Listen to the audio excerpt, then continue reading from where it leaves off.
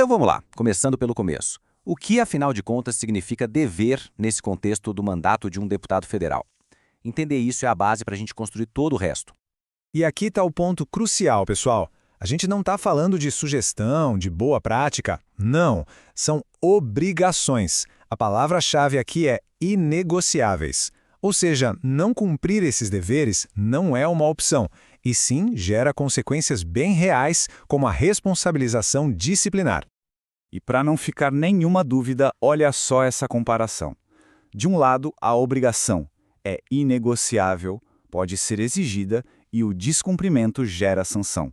Do outro, a faculdade é uma escolha, é discricionário e não fazer não acarreta punição. O artigo 3º trata exclusivamente do quê?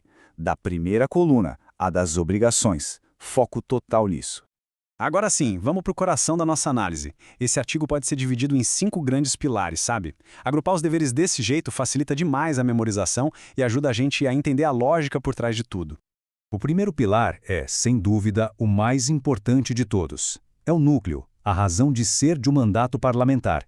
Todas as ações, todos os votos, todas as decisões têm que, no fim das contas, servir a esse propósito, o interesse público e a soberania nacional. E vamos analisar isso mais a fundo. Interesse público não é a mesma coisa que interesse pessoal, nem do partido, nem mesmo daquele grupo específico de eleitores. É algo muito maior que abrange toda a sociedade. E soberania nacional, claro, é a defesa da autonomia do nosso país. Isso tudo se conecta com o dever de analisar cada proposta pensando nisso antes de votar. E aqui vai a primeira dica de ouro para a prova. Muita atenção! As bancas adoram fazer essa troca. Se a questão falar que o deputado deve defender o interesse do seu eleitorado específico acima do interesse público, tá errado, pode marcar sem medo. O foco é sempre no coletivo. Vamos para o segundo pilar, o da legalidade. Parece meio óbvio, né? Mas é fundamental. O parlamentar faz as leis, mas antes de tudo, ele precisa se submeter a elas. Ele não está acima das regras. Muito pelo contrário, ele tem o dever de ser o primeiro a dar o exemplo. E como a gente vê aqui, esse dever funciona em 3 níveis. A Constituição lá no topo, depois as leis e, por fim, as normas internas, como o regimento. Aquela ideia de, mas tem a liberdade parlamentar para ignorar uma regra? Isso não existe. É uma falácia. O terceiro pilar junta os princípios clássicos da ética pública. Sabe, não basta só agir dentro da lei. É preciso agir de forma digna, honesta, com cuidado. O mandato é um serviço que se presta à população e não um privilégio pessoal. Então, aqui a gente detalha esses conceitos.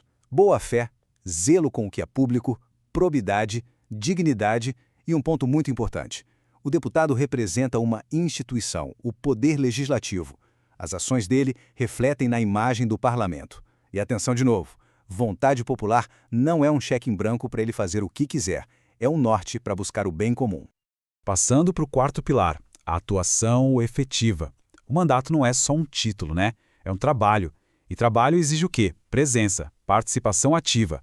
A ausência de um parlamentar compromete o funcionamento de toda a democracia. E a norma é bem específica sobre onde essa presença é obrigatória. Não é só no plenário, não. Inclui todas as sessões, as comissões, que é onde os projetos são debatidos para valer, e as sessões conjuntas. Faltar direto sem uma boa justificativa é uma violação ética e pode sim levar a uma sanção. Chegamos ao nosso quinto e último pilar, que junta 2 conceitos super importantes: transparência com a sociedade e respeito no ambiente de trabalho. É como se fosse a conexão do parlamentar com o mundo lá fora e com o mundo aqui dentro do Congresso. Prestar contas não é um favor, gente, é um dever. Isso tem uma ligação direta com o princípio constitucional da publicidade. E o respeito institucional é sobre manter um tratamento equilibrado, profissional, com todo mundo, de colegas a cidadãos. Ser independente não significa ser grosseiro, e respeitar não quer dizer ser submisso. Muito bem, agora que a gente dominou a teoria, vamos para o modo guerra. Essa parte aqui é um verdadeiro raio-x das armadilhas que as bancas de concurso mais gostam de colocar sobre o artigo 3º.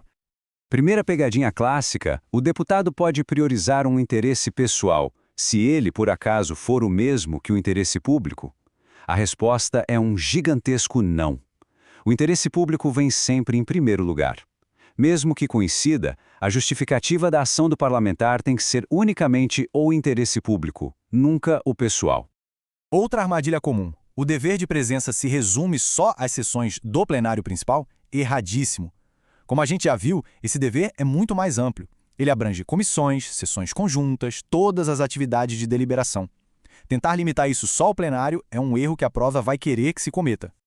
E a terceira pegadinha mortal: prestação de contas é facultativa? De jeito nenhum.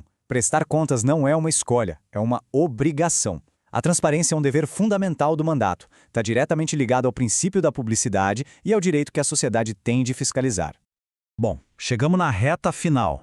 Agora é a hora de consolidar tudo que a gente viu numa fórmula bem simples, um resumo poderoso para levar para a prova e, não esquecer nunca mais.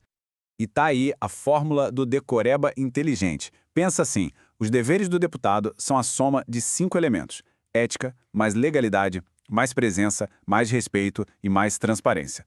Pronto. Se a conduta do parlamentar se encaixa nessa fórmula, está de acordo com o artigo 3º. Simples e muito, muito eficaz. E para a gente fechar, uma reflexão que vai além do concurso. Conhecer esses deveres não serve só para passar na prova. Isso nos torna cidadãos mais conscientes.